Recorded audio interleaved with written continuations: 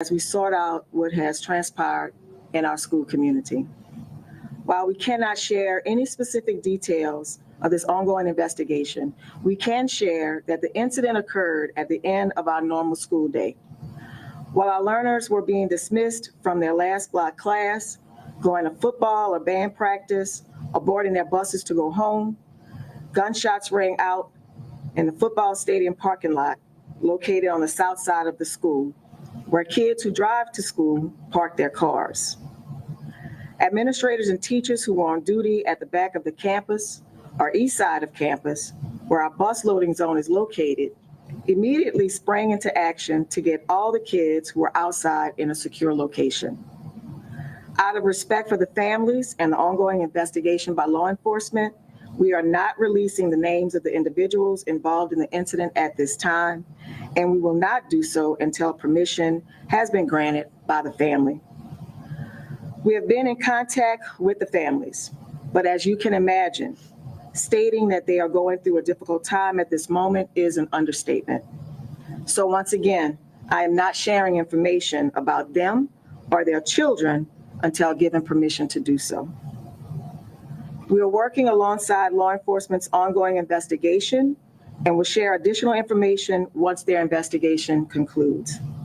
I ask for your patience and understanding as this investigation unfolds.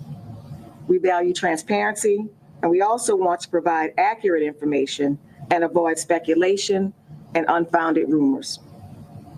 After consulting with our school board, we developed next steps that included our employees returning to work today to prepare for our learners and receive grief counseling. We also used this day to begin the investigation about the events that led up to the incident. We are interviewing staff and collecting information from them regarding that allegation, and will pass it on to authorities once our investigation is complete. There's been a change to the return date of our learners. They will return on Tuesday of next week. After speaking with Dr. Alicia Cyprian, Chief Executive Officer for Southeast Community Health Systems, we made the decision to allow for more time for our employees to seek mental health support. The prayer service has also been pushed back to Tuesday, and mental health support will be available to all learners, and we will have additional police presence on our campuses on Tuesday. The balloon release that will still take place this Friday evening at 6 p.m. at the stadium in lieu of the football game that was canceled. It is natural for there to be some apprehension about returning to school. However, I want to ensure you that we work to keep our learners and employees safe every day.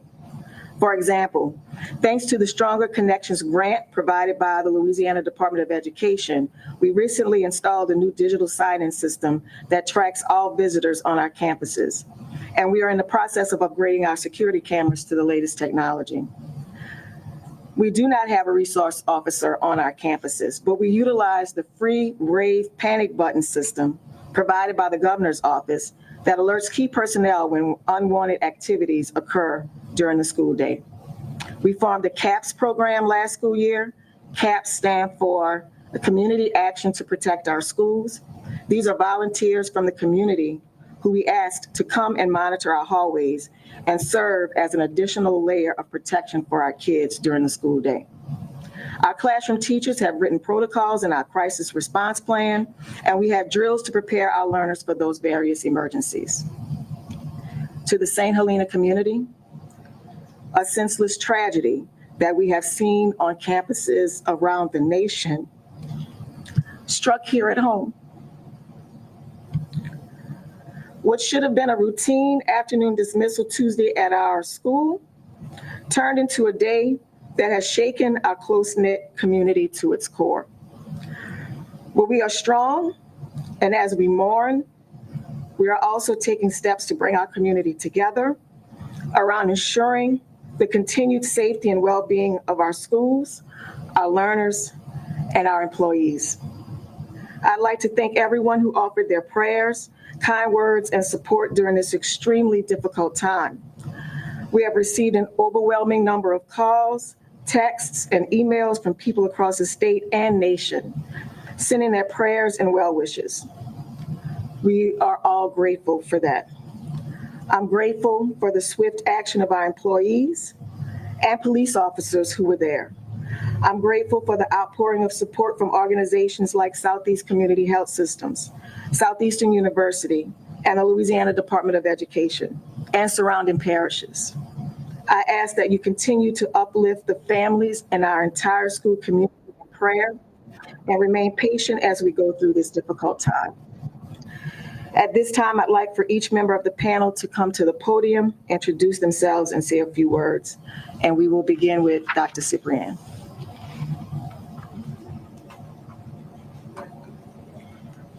Good afternoon. Southeast Community Health Systems, a federally qualified health center who has locations at each of the 3 freestanding schools in the district, as well as a freestanding clinic in this community, has worked alongside Superintendent Joseph, as well as with local agencies, some of which she has already identified, to provide mental health, crisis, and trauma services to this community. We have spent the morning with the employees. We'll spend tomorrow with the employees, working with them on protocols that they can use as they welcome learners back to school on Tuesday of next week. There is distress in the community, and we will work with them as long as needed to ensure, to the best of our ability, that their emotional and mental well-being is settled. We will also provide services on Saturday and Sunday at the freestanding clinic at 490 Sitman Street from 10 a.m. to 2 p.m. for both grief and trauma counseling services. No appointments are necessary, and they will be walk-in appointments for this community. Once the learners return on Tuesday, along with community partners, we will be on site to provide mental health services throughout the day. Southeast Community Health Systems also has licensed therapists employed throughout the school year who will continue to provide on-site services to students as well as to employees. Thank you. Good afternoon. My name is Chief Spurs with the Greensburg Police Department. Through this tragic event, we're going to get through it. I'm going to continue to give our resources to the school and anything they need. We'll have officers there. Anything the school needs, we will provide. And hopefully we can get through this and move forward.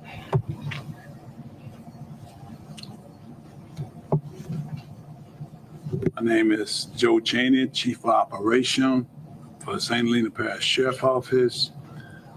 We're here today to let you know that it has been an awful tragedy in our parish. We're praying that God will strengthen this parish and strengthen our children, that they may be able to return to school. I want you to know that the investigation is still ongoing. There's a lot of unanswered questions that we are doing and interviewing individuals to throughout this investigation. So we just want you to know today that we are standing with the school. We are going to help provide security, scanners, metal detectors to make sure that our children are safe when they return to school. Thank you. Good evening. My name is Sheriff Williams, Sheriff of the St. Helena Parish Sheriff's Office.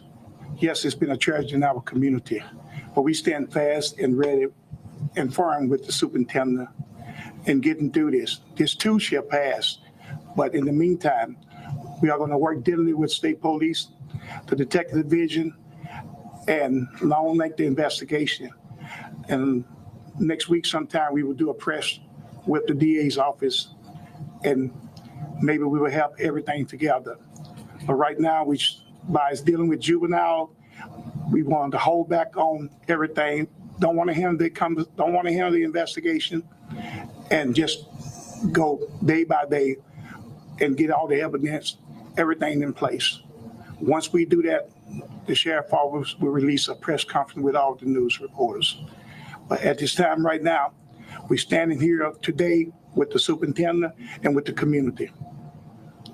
But later, maybe next week, sometime, probably next week in the first part of the week, we will get with the 21st District, Scott Perlew, our assistant DAs, Richard McShann, and we will have another press conference giving y'all the whole, in the community, the whole draw out of the complete investigation.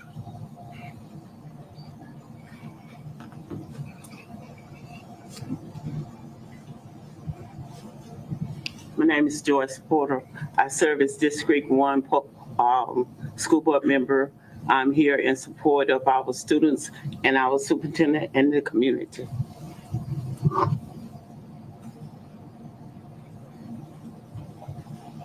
My name is Virginia Bell, Vice President of the School Board. And I want to first of all thank you all for coming so that you get the correct information and that information is disseminated correctly. That's so important when an event like this happens, that the correct information is put out to the community. So thank you all for coming. We support our superintendent, we support these law enforcement, and we're here for them throughout this process. Thank you.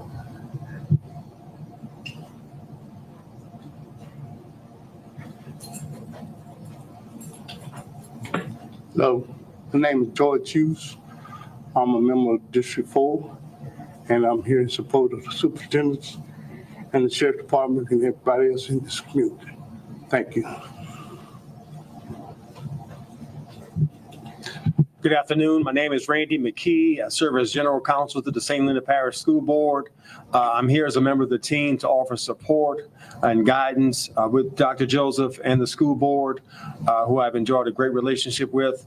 And my message to the whole St. Helena community, students and parents, is to keep working together and to work hard and to continue to seek God's grace and guidance, which will be the only thing to get us through this particular event. Thank you.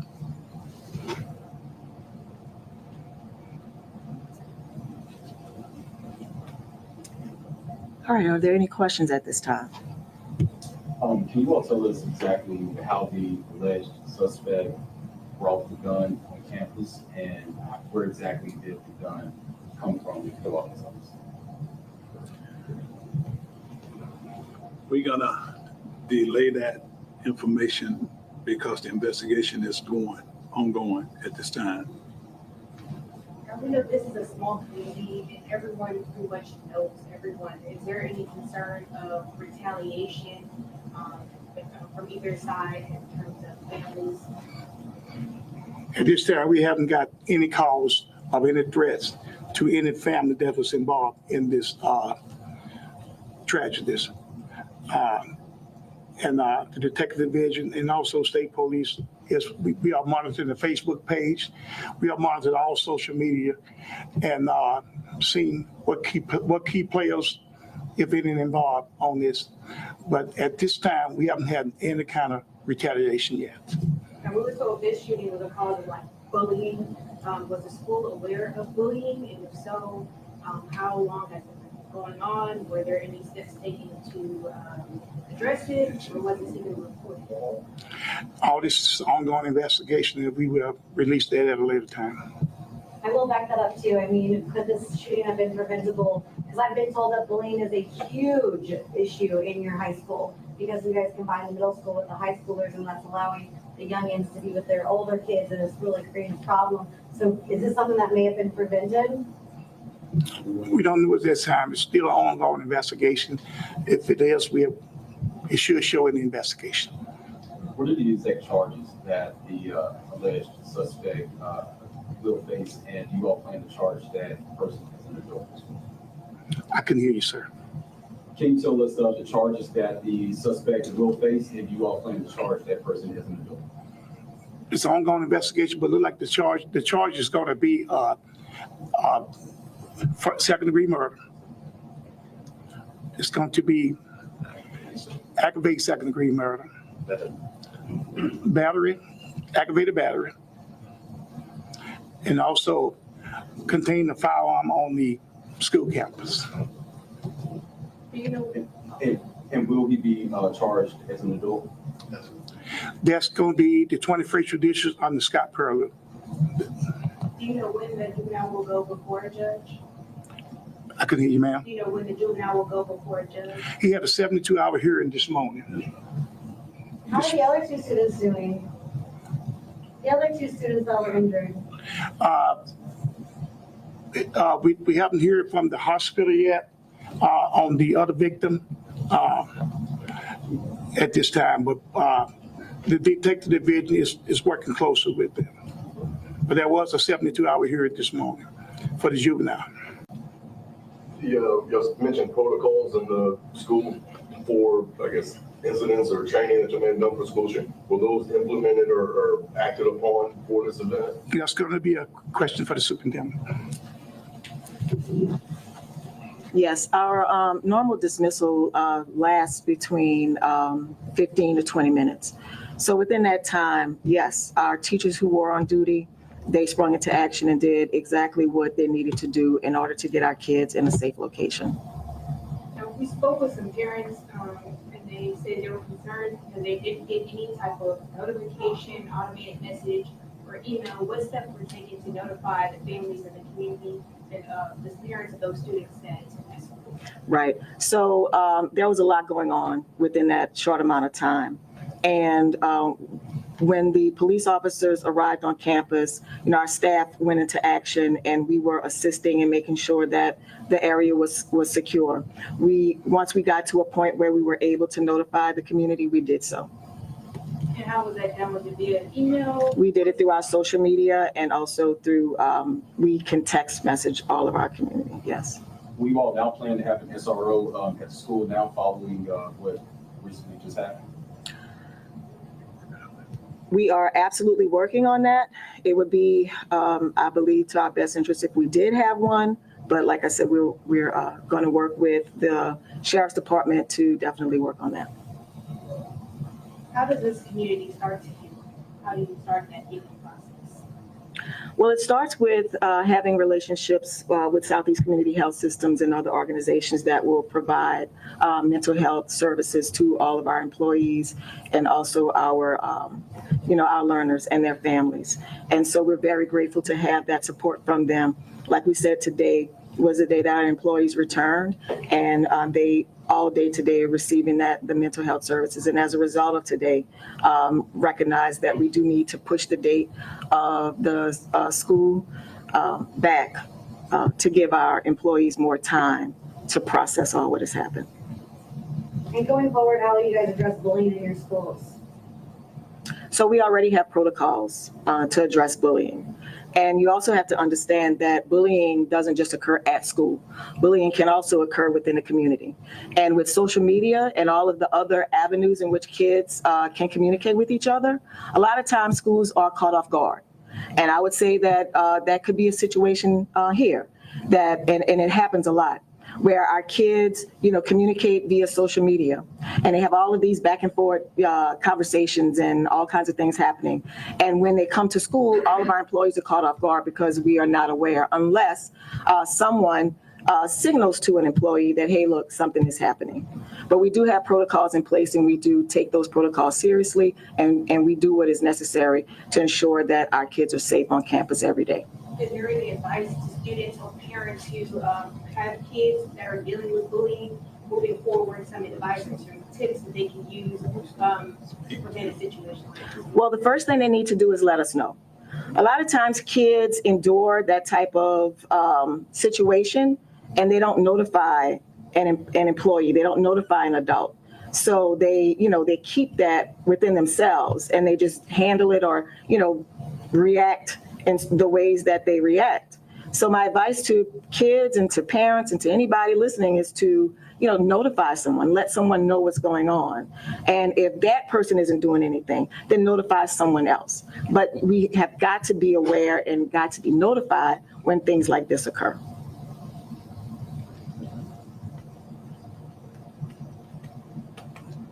Any other questions? All right. Thank you all very much. Thank you.